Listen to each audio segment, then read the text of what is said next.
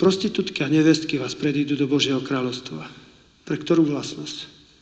Pre pokoru. Pozri, usporiadaj sa so svojimi nepriateľmi. Najprv hriechom vyspovedaj dobrú kvalitnú spoveď, aby si mala dobrý software, program. Chcem sa pustiť. Bože, nevládzem, neviem, ale chcem. A po druhé, s nepriateľmi sa musíš vysporiadať.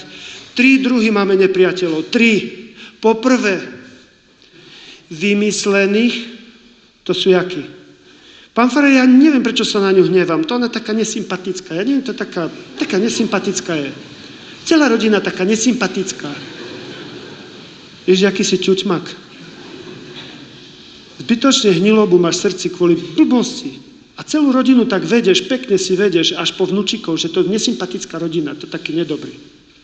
Vymyslených nepriateľov, prvé. Po druhé, tí, ktorí si zapričinil vlastnou pichou, ty si ich pozraňovala a preto oni trpia. Ty. Preto oni trpia. A po tretie, tí, ktorí ťa nenávidia a ty za to nemôžeš. Sú aj takí, áno. To nespravíš nič s tým. Všetky 3 druhy nepriateľov treba zlikvidovať. Vieš, ak sa likvidujú nepriatelia? Najlepšie. Takže sa stanú tvojimi priateľmi. A ako sa to robí? Dívaj sa, vysoká škola lásky. Tu sa pozri na kríž. Keď Pán Ježiš zomieral, predstavte si, keď ste čítali Valtortu alebo Katarínu Emerichovú, tak tamto vidíte u Kataríny Emerichovej taký 24-ročný chlapec, svalnatý, mocný, na koni, tak prišiel s tou kopiou, prišiel ku Ježišovi z pravej strany a tak sebavedome, a tak mu pichol tú kopiu tu do boku a tá kovová kopia, pozeral som si to tak zblízka, ako ma to zaujímalo, lebo my, keď sme boli chlapci, sme si z Roxoru robili, z 10 alebo z 12, keď si hodil ten Roxor, to prebilo desku, keď sme to nabrusili, 2 desky. Čo už sme boli vyzbrojení na vlkov, už sme šli do lesa, taký sebavedomí, máme kopie. A to bolo, čo to, 12 Roxora, toto je možno 30 taký. A nie Roxor, ale poriadne železo. Keď som to mal v ruke, si myslím, páni môj, to by aj plech prebilo. Hej, a taký, keď svalnatý chlap, sebavedomý, taký frajer prišiel a taký bol škuľavý, nedobre videl a slabo videl a Ježišovi pichol tak do boku sprava. Katarína Emerichová hovorí, že tak mu prebil celý bok a 1,2 cm mu vyšla kopia tu a stáde vystriekla krv a voda a rovno mu do očí. A my keby sme tam boli, dobre mu tak, keby mu tie oči vypalilo, keby mu vypalilo. To by sme povedali my. Vieš, čo spravil Ježiš? On mu opravil oči. Ten chlapec naraz dobre videl. Naraz dobre videl a on pochopil, skade to dobre vidí. Prečo?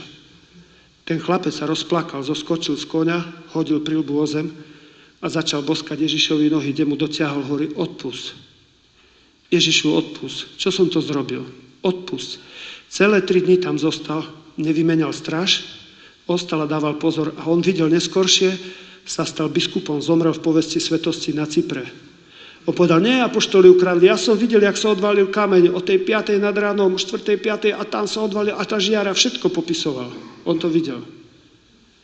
Pozri, jak Ježiš zlikvidoval nepriateľa.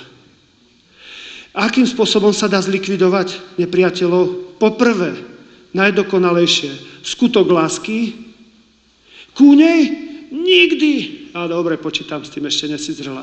Tak, láskavé slovo. Jej, ani sa pozdrav. Nikdy sa jej Dobre, aj s tým počítam. Poďme ešte nižšie. Láskavá modlitba. Čože za ňu? Nikdy. Hovoríš nikdy? Vstávaj hore a von z kostola. Von z kostola. Von. Všetky náboženstva majú čosi spoločné, ale toto má jedine kresťanstvo. Milovať svojich nepriateľov. A ty, keď s tým nič nechceš spraviť, von z kostola, až keď sa rozhodneš tým dať čo spraviť, vtedy sa vrať. Začni spodnú hranicu. Modli sa. Prečo som na konci svätej omše pustil požehnanie pre nepriateľov? Vidíš to? Stačilo ti, keď by si bol len pasívne súhlas a už si toto splnil, tú prvú požiadavku. Už začínaš morálne vyhrávať. Vidíš? To je vysoká škola lásky. Láskavý skutok, láskavé slovo a láskavá modlitba toto likviduje nepriateľov.